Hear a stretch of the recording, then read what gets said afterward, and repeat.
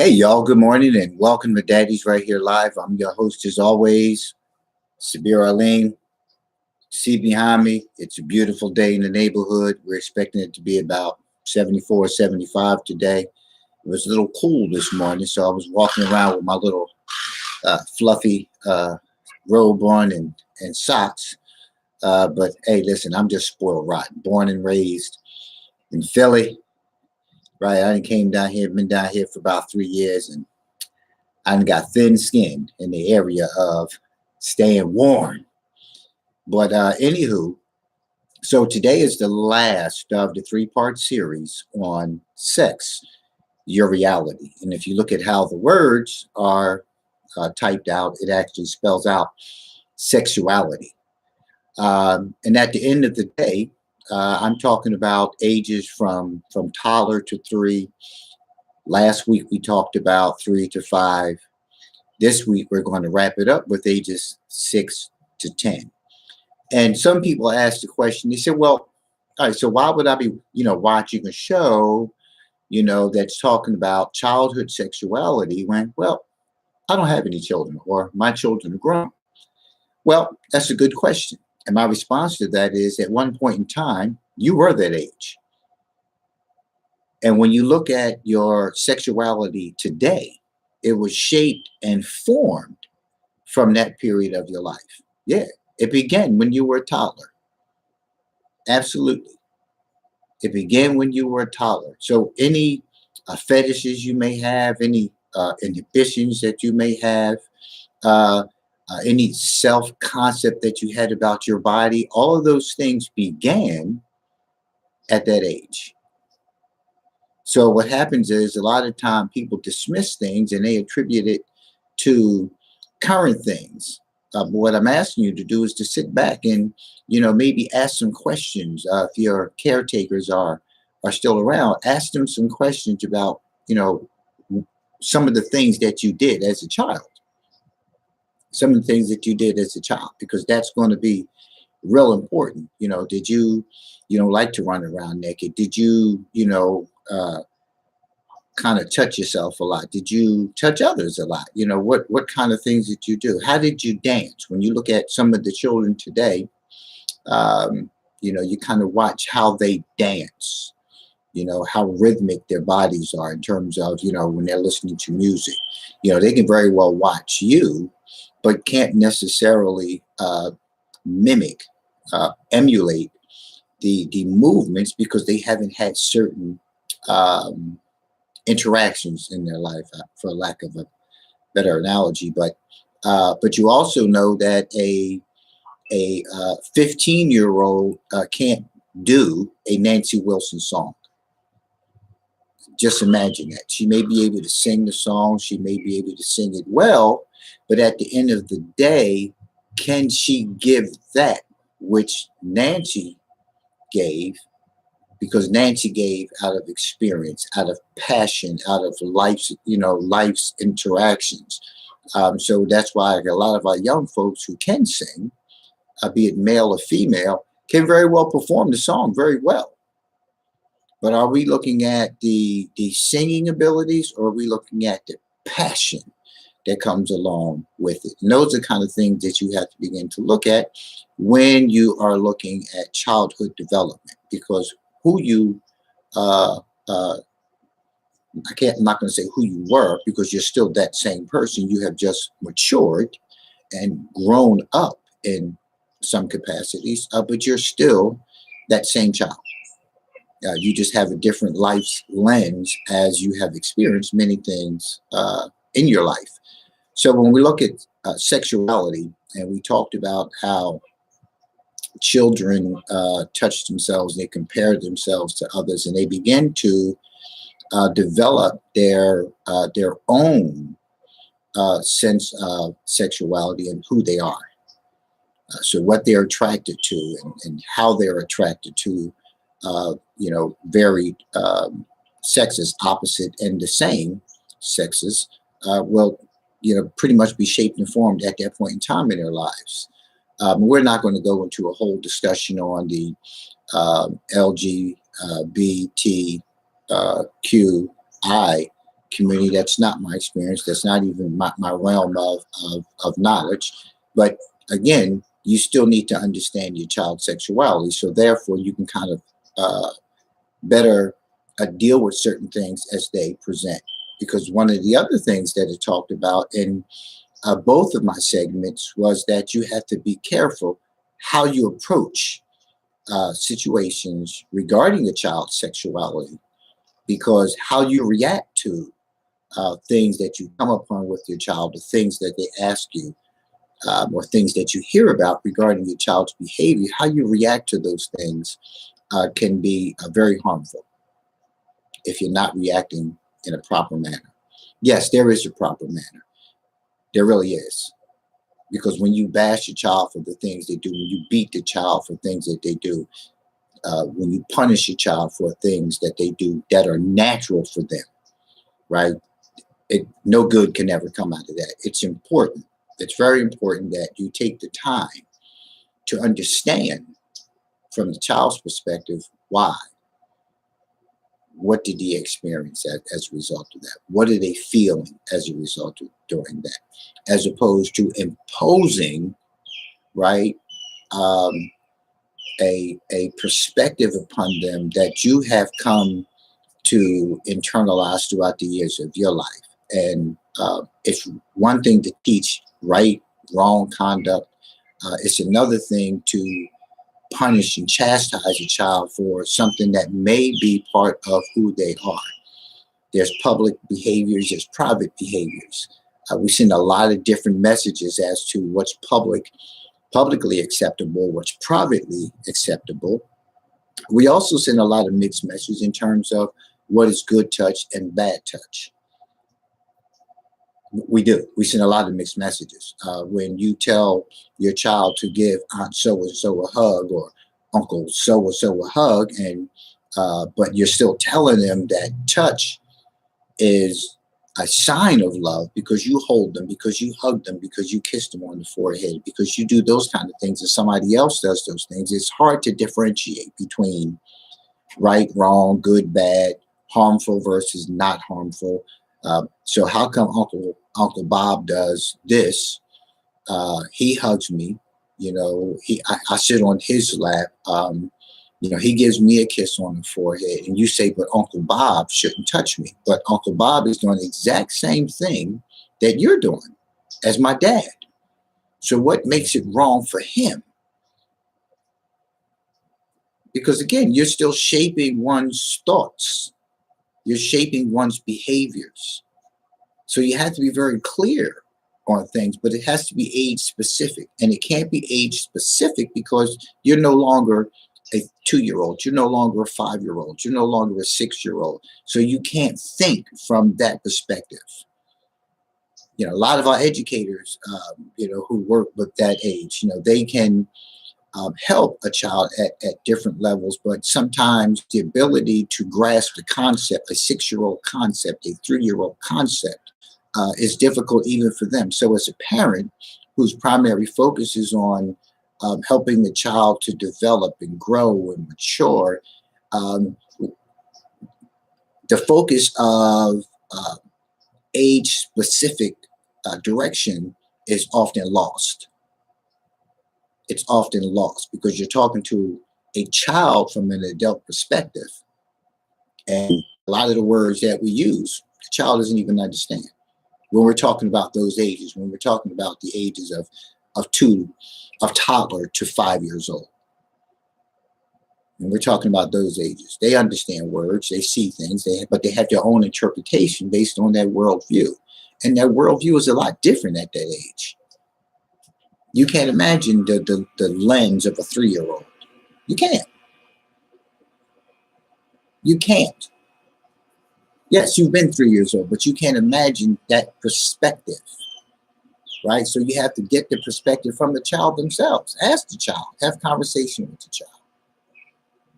The first reaction is, who'd you learn that from? Who'd you see do that? I didn't see anybody do that. It's innate. It was natural for the child to do that. We often go into this dialogue about how so sexualized society has become. Society has always been sexualized. That's part of our creation. That's an intricate part of our creation. If our makeup wasn't sexualized, we wouldn't be having this conversation. I wouldn't be here. You wouldn't be here. Your partner wouldn't be here. None of us would be here if we weren't sexualized. Think about it. So everything in this life is driven by sex. Every part of the human being, other than its spirit, is driven by sex. Every part is driven by sex. So you have to begin to look at those things, right? So we're going to just go right into the back to the article on. Let me tell you the title of the article for those of you who may not have been tuned into the prior shows. The article is on kidshealth.org. The title of the article is Understanding Early Sexual Development. And the article was reviewed by Stephen Dowshen, MD. So you can go to the website and you can follow back up on the content of the article yourself, which is, it's a good point of reference because, what you hear in the video is one thing. It's kind of me expounding on, not kind of, but me expounding on the subject matter in this article. But you can also go back to it for points of reference to see what is actually written, kind of put them both together to develop a plan of action for how you're going to deal with not just your child's sexuality or the sexuality of other family members, friends, whoever, but most importantly, yourself. So kids this age are especially interested, to the article, elementary school, ages 6 to 10. Kids this age are especially interested in pregnancy, birth, and gender roles. Boys usually play with boys and girls with girls. This is also the age where their peers and the media begin to have a bigger influence on sexual attitudes. If you aren't a reliable source, your child may turn to a peer or perhaps an older child for information about sex, sexual organs, and reproduction. And chances are slim that the facts will be correct and that the words learned will meet your approval. That's important to understand. So oftentimes we have conversation, we being, folks from my generation, we often had these conversations about what school used to be like. We had driver's ed, we had phys ed, physical education, we had sexual education, sex education classes, all those things, eventually just, stopped being significant in schools. And those things were very significant to children's growth and development. But I think beyond funding being a factor, a lot of parents didn't want school, the education sector, to be teaching their children about sex. No, they felt as though that's their responsibility. Therefore, it was taken out of the schools, and then it was also taken off the table as a topic of discussion with the parent, because the parent wanted to wait to a particular time to educate the child. Meanwhile, the child is being educated by little Jimmy, little Mary, little Mike, Bonnie. That's where they're getting the information from, or they're getting it from their older sibling, or they're getting it from somebody else on the street who's, a couple of years older, or even another family member who's much older. So you got to keep all those things in mind. When the question is asked, you need to answer the question, and you need to answer the question honestly, truthfully, factually, because if you fail to do that, then you're giving your child misinformation, and then the child's trust of you when they find out the truth changes. And you can't continue to justify things by saying, oh, well, you know, you were such and such an age and I didn't think I should be telling you. Come on, man. That's nonsense. You're setting your child up for failure. You're setting your child up to be in circumstances that they don't need to be, right? Because you were telling them some bull crap. Be truthful about it. Be truthful about it. This is what happens. This is how it happens. And this is the end result. You got to tell the truth about things. And make sure the child understands what it is that you're saying. Don't just say it to the child. Explain things to the child to the best of your ability at that age. And if you're not sure of the answer, you know, let the child know, listen, I'm not sure how to answer that right now. Can we talk about it later? And it's okay to do that. But make sure we talk about it later. And later is not months from now. Later is not years from now when I'm 18. Right? Later means that let me get the information, and you need to get the information. And you need to get back to the child. There are a lot of books that are out now to help children learn a lot of things. So one of the things you want to look at is, where can I get a book from to help my child on understanding sexuality at the age that they are? Who can I talk to? Talk to a pediatrician. Ask a pediatrician, hey, listen, I got some questions. There's a lot of different things that you have at your disposal to help your child get the right information. Because it says here, chances are slim that the facts will be correct and that the words learned will meet your approval. You know what they're talking about. They ain't calling it a boo-boo, your special place, and none of that other stuff. They call it, yeah, you know what they call it. Back to the article. If your school-age child isn't asking you about sex, consider initiating some age-appropriate conversations. If you previously said that a man and woman make a baby, now your child might want to know how. As always, be honest. Kids of this age will jump to their own conclusions when they're missing information. Many kids in elementary school assume the babies are made when a man and woman lie next to each other, sleep in the same bed, hold hands, kiss, or swim together. You want to look at all these things, right? Issues that parents of elementary school age kids might face include, and before we go into those things that they include, want to look at the fact that it says that if you're not being asked, consider initiating some age-appropriate conversations. This is important. Don't just jump past this, because a lot of this previous discussion we've been having is based on what you see, you talk about. What they ask, you respond to. This is a different piece here, because the implications here are pretty strong that maybe that child is already getting that information from somewhere. Maybe somewhere in there. There could be something happening with that child and somebody saying, shh, don't tell, right? But they're being involved in something that is unsafe, that is unhealthy, that is illegal, that is harmful. But depending on who's grooming them, yeah, because children are groomed. Pedophiles are groomed, right? People are groomed by folks who are experienced in getting a child to be close to them, be trusting of them, feel safe with them. So there's a grooming that goes on.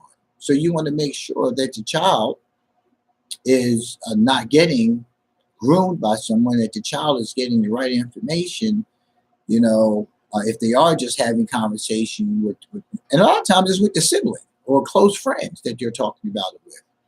Because when they're playing, their minds get to going and they begin to have dialogue about things with one another.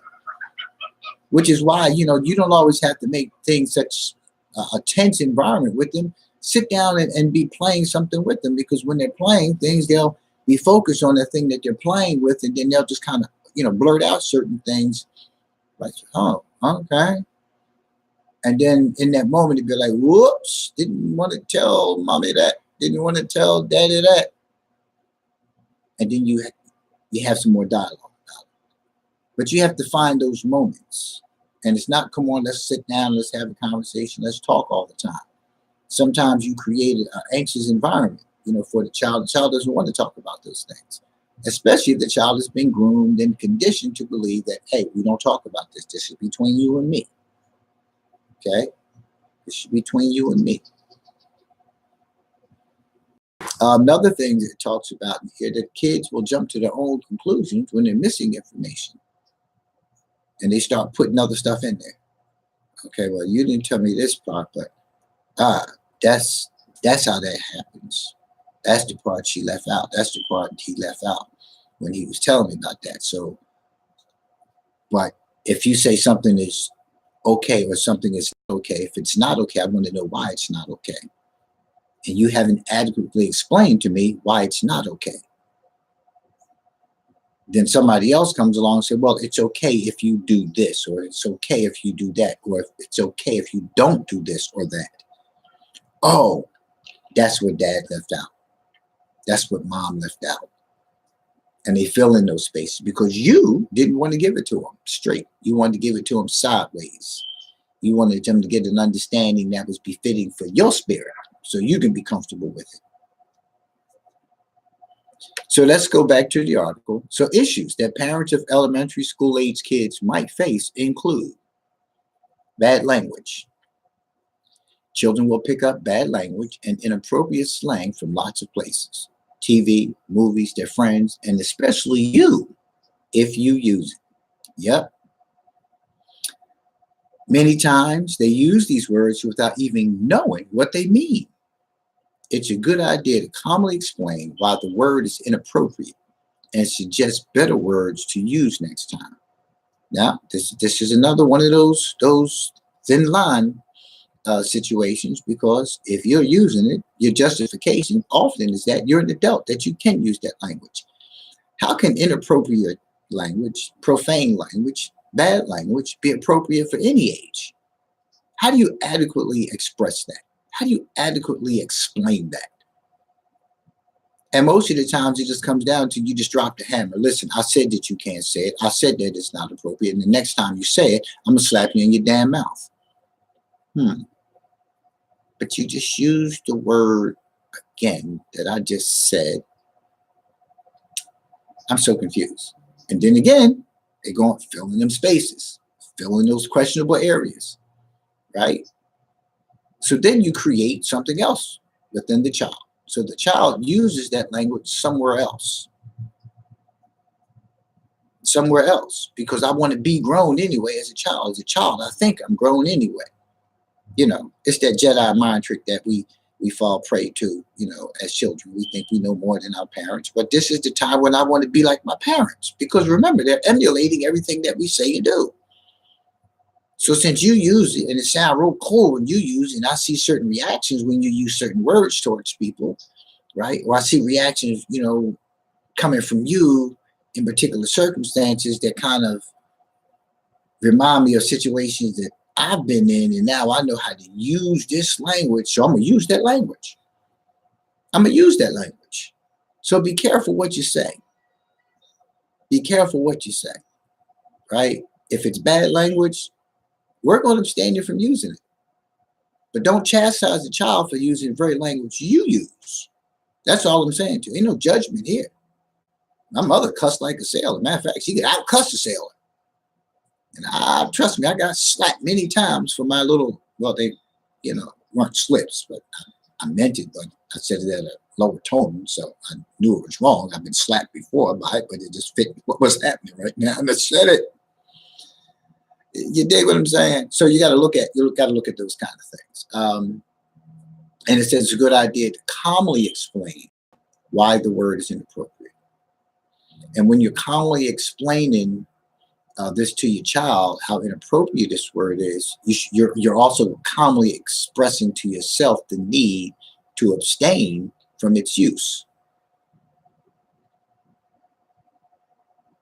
Again, ain't no judgment here. I'm just simply saying to you that if you don't want your child or your children, you know, being groomed and conditioned by you with this kind of behavior, right? You got to be mindful of it, because how is it right to chastise a child? Say, well, you're not an adult, but that's inappropriate language.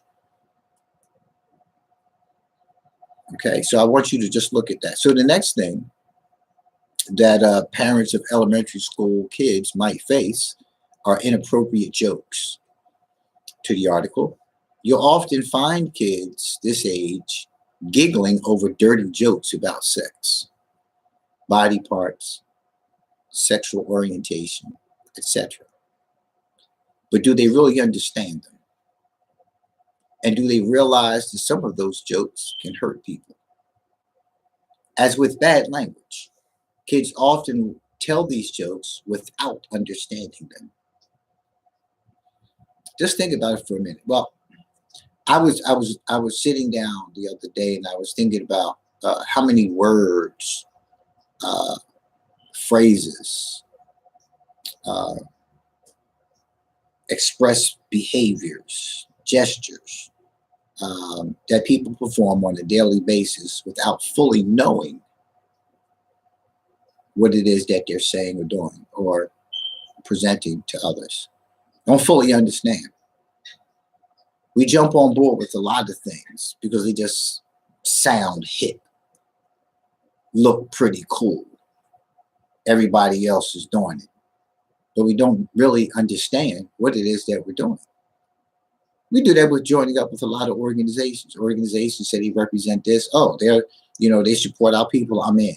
Until you later find out that the agenda is not entirely what you're in alignment with, but you got into it for all the wrong reasons. This is telling the same thing. What is a dirty sex joke for a child in elementary school?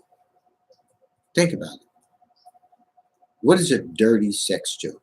Well, sex in itself is down and dirty. It's an animalistic act. As pleasurable as it is, and fun and exciting, it is still an animalistic act.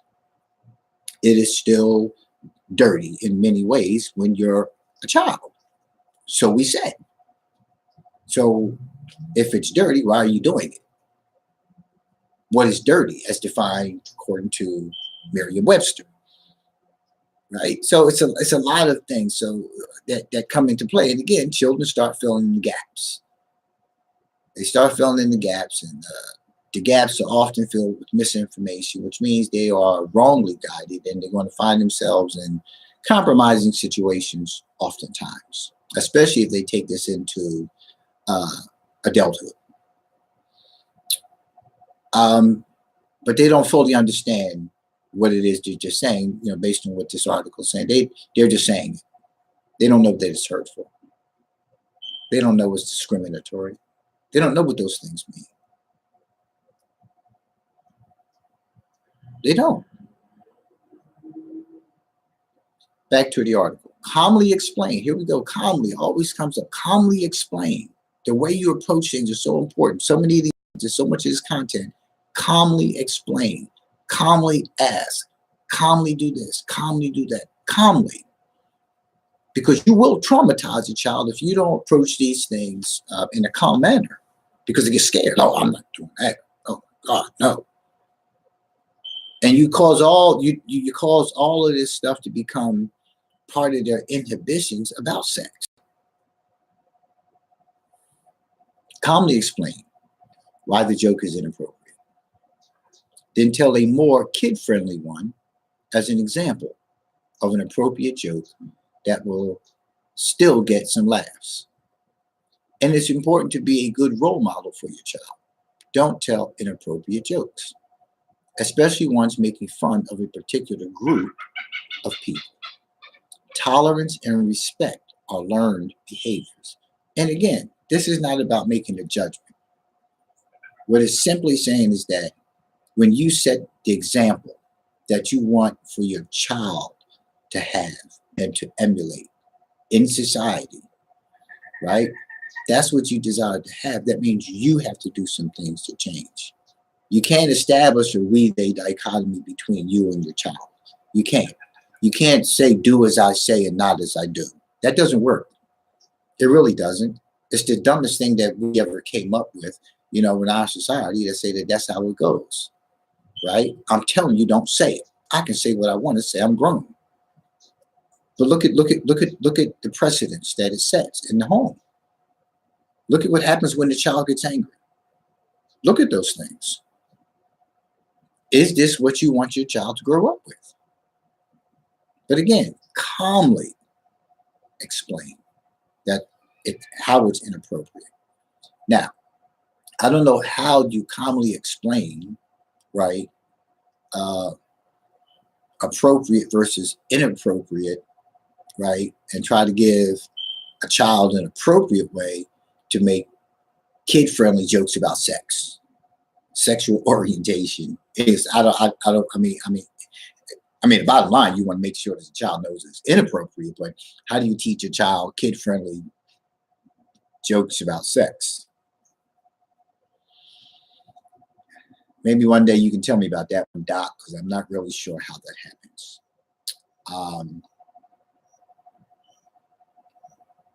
But again, it focuses a lot on the child does as you do. You need to accept that reality and stop saying otherwise.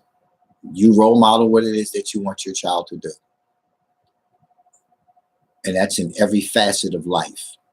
If you want your child to walk around with their pants pulled up, you as the father need to walk around with your pants pulled up, right? If you want your child to talk to, women, respectfully, you as the father need to talk to the woman that you're involved with respectfully. I'm 58 years old, and I hardly use profanity in my mother's presence. Definitely never towards her. Nah. But that's just respect. It's not fear. It's not fear. It's respect. I can't justify everything by saying I'm grown, because what does being grown mean? Just think about it for a minute. What does it mean to be grown? And we keep using the term, I'm grown, I can do what I want to do. I'm grown, I can have that. I'm grown, I can go anywhere I want. No, you can't. No, you can't. Especially not when you're responsible for little ones who are watching you. And even though those little ones get taller than you, they're still your little ones. They're going to always be your babies. Right? I'm going to always be my mother's baby. Maybe. But I'm going to always be her child. Regardless of my age, I am her child. That is your child. So another thing on the list of things that parents of elementary school age children may be faced with. Birds do it. Bees do it. But why? To the article. Kids sometimes see their pets or other animals engaged in sexual behaviors. Some react with surprise, disgust, or embarrassment. But most are curious, even if giggly about it. They're, that's funny. Look at them. But that's curiosity. It's like that nervous energy, like, what's happening there? But you don't want everybody else to know that you don't know, who are around you making remarks that seem like they know what's going on, and you really don't know what's going on. You really don't understand what's going on. But you play it down. But you need to have a parent who has that open door policy, or you need to have parents who have an open door policy where, like, talk to me about whatever it is that you want to talk about, and I'll give you the answers. And some do find, like, even something as small as kissing embarrassing. Ew. You get the response from little boys and little girls. Ew. They're putting their lips together. Ew. After a class trip, back to the article, to the zoo, the hot topic of conversation for a group of 9-year-olds It's often the funny looking mating behavior that they witness between a pair of the zoo's creatures when kids asked about what these animals are doing. This is another chance for you to send a message that sexuality is a natural part of life. Encourage natural curiosity, provide accurate information, and model an attitude of respect about reproduction. This is real important to understand, because you have to be talking about things from a fact-based perspective. Don't give misinformation. There's too much stuff on YouTube. There's too much stuff online that you can show, your child, so they can understand about procreation, period. Right? You got to talk about the facts. What is procreation? What happens when you have sex? You have babies. What happens when you have babies? They turn into us as adults. What happens when they turn into us as adults? Well, we have to do this. We have to do that. We have this responsibility. We have that responsibility. When you keep talking about those kinds of things, when you keep talking about you got to work, you got to go out every day, 5 days a week, you got to make money. Sometimes you got to have 2 jobs. Then you got to buy a house. Then you got to do this. Then you got to do that. Listen, yeah, I'm good. No. You got to understand that, elementary school age children see their little brothers and sisters as fun. It gets on their nerves, but they're fun. They're so cute. They're so cuddly, and I can do what I want to them. Yada, yada, yada. But you don't tell the rest of the story. Tell the whole story about what that turns into. It's like, here we are at the holidays, and I was just watching on the news. They had a report that about one of the animal shelters or something, I forget what it was exactly, is having free adoption. Right, you can go in and you can adopt the pet right now, and all costs to be waived. For you to be able to adopt this lovely, adorable, cute, cuddly little puppy. But there's a whole story to that, right? The kids want the puppy. They don't want the responsibility with it. Poop. I'm not cleaning up no poop. Ew, that stinks. He peed on the floor. Mom, Dad, want to get the mop? No, you need to get the mop. Right? The next oh, Mom, he won't get off me. Tell him to get off me. He's so big. And the list goes on and on. So when you have discussion about the puppy, make sure you're having the whole discussion. Well, let me show you what this puppy will look like in a year. Let me show you some of the things that this puppy can do to the house, to my shoes, to your father's shoes. Let me show you some of the things that you have to do every single day, at least twice a day, for this puppy when they get older. And well, if you want to train a puppy on going outside, then you have to do some other stuff. That means you got to be mindful of when the puppy starts moving around in their little cage, because when they start moving around, you got to get up, you got to get them outside, because that's how they know how to go outside. So they start, tell the whole story. Then they'll just take pictures, right? But encourage natural curiosity, provide accurate information, and model an attitude of respect about reproduction. Respect, because here it's important to understand that this conversation is about reproduction. It's about reproduction, right? We're not talking about the activity of sex. We're talking about what happens when you have sex in terms of the reproductive aspect. The fun stuff is not what we're talking about here, because this is what we need to be talking about. We don't talk about just the fun stuff. Don't talk about what she feels like, what he feels like, pressing up against my body, rubbing on this and rubbing on that. No, tell the whole story. And the whole story is, well, this doesn't stop there, son, daughter. Doesn't stop there. When you have sex, this is what the outcome is. Yeah.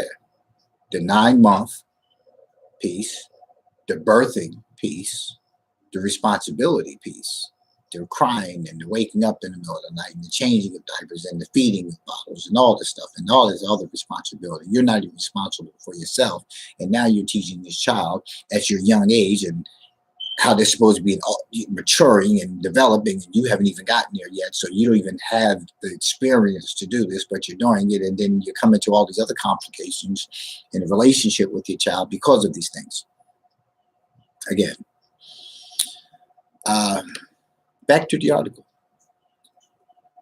We're getting close to the hour, but we're also getting close to the end. That's good. All right. So I wanted to finish up this series.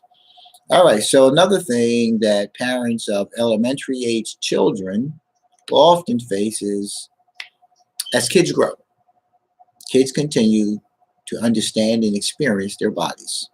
Back to the article. And the physical changes of puberty emerge. Your attitude and acceptance will continue to play an important role in their healthy development. Let me stop there for a second, because this one sentence, a long sentence it is. This one sentence is so important. You have to understand that a healthy sexual, healthy sexual development is very important. This is the make you or break you of the person, because we're sexualized in creation, because we're created weak of the flesh, right? Our flesh is weak. Our flesh is weak for anything that makes it feel good. This has nothing to do with the spirit development, because the spiritual development, right, is more morality, right, values, beliefs. But when you're looking at the human being and its creation and its desire to have nothing but fun, nothing but pleasure, because that's the id of the human being, right? Remember the id I talked about. That's the part of self that wants what it wants, and it wants it now, and it doesn't care how it gets it, right? Now you put all that together with this self that just wants to feel good all the time, right? And you have to learn how to help the child manage that. Because it says here that kids continue to understand and experience their bodies. So they continue to understand and experience their bodies. And things begin to happen when they begin to interact with that which they are attracted to. They begin to interact and they have that experience. They feel things. And they begin to understand some things about what it is they're feeling by having a conversation with somebody somewhere. And you want that somewhere, that somebody to be you. You want that to be you. But you have to be able to adequately explain it. And you have to try your best to be objective in a greater part of that dialogue. I understand that as parents, we're responsible to guide and direct. But the more objective you are in the situation, the more you're going to get back from the child. And the more you're going to, the more equipped you'll be to help the child with whatever it is that they're experiencing.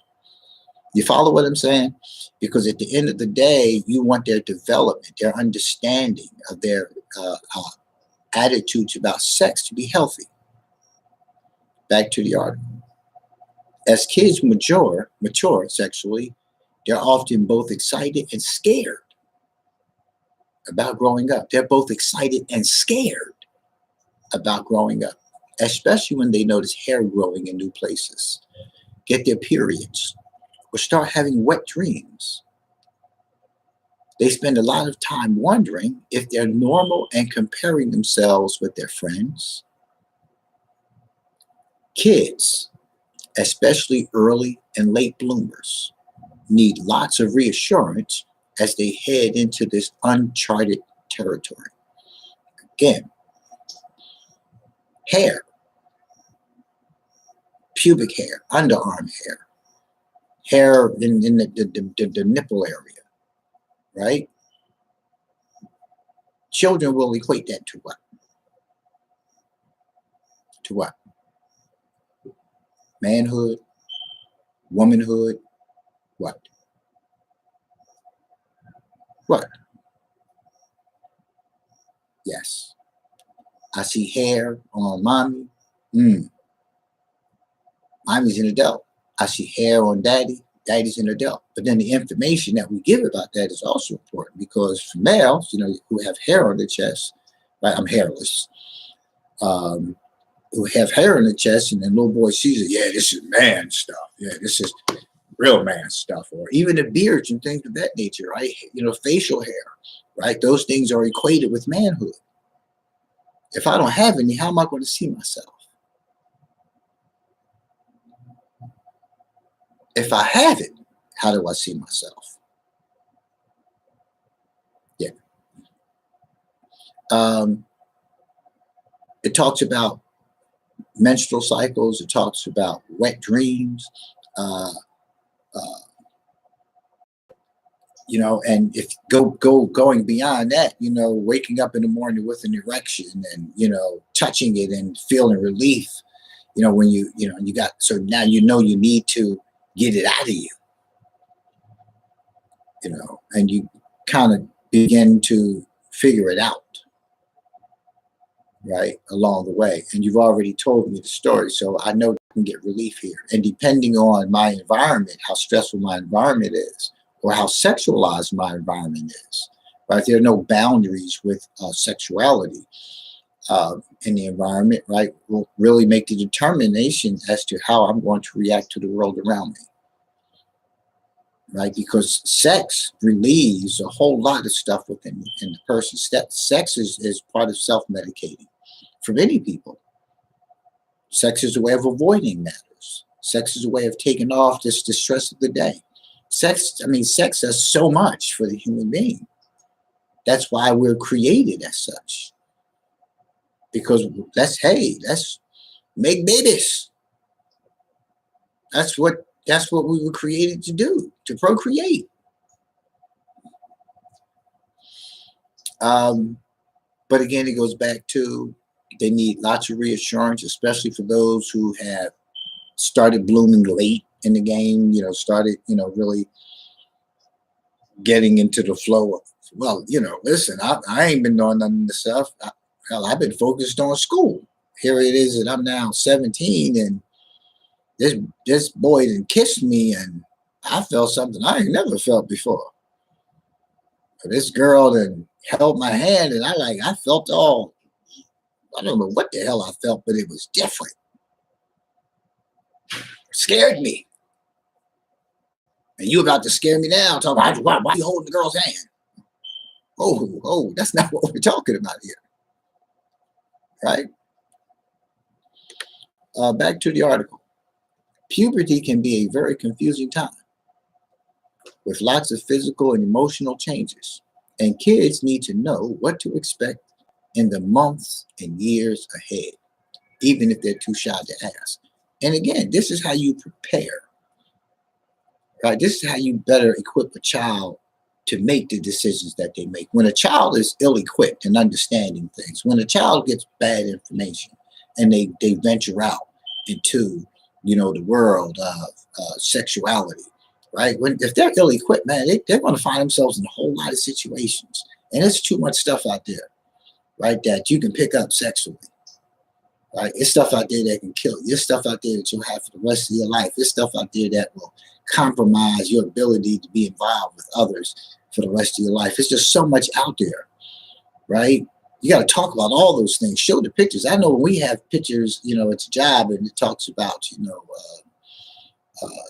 diseases and all those kind of things like that. You see the picture, oh my God, I do not want my thing. Ooh, you'd be like, oh no.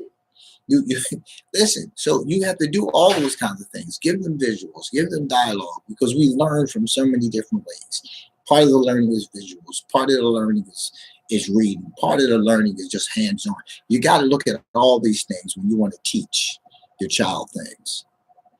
Because I'm not ready to have that conversation with you. I really need for you, as a parent, to understand then I'm not ready to have that talk. Let me tell you, I'm not ready to talk about that right now, right? But you have to, as the parent, revisit it later, because you have to have that conversation, because you want to make sure the child knows. Then you want to find out why they're avoiding that conversation. Back to the article. By being open to your young child's questions about bodies, babies, love, and sex, you set the stage for continued conversations and openness when puberty begins. Welcoming the questions about your child's changing body and sexual issues, and not treating them as dirty or embarrassing subjects, will help foster a healthy sense of self-acceptance in your child. It also makes it more likely your child will use you as a resource for information and guidance. That's what you want.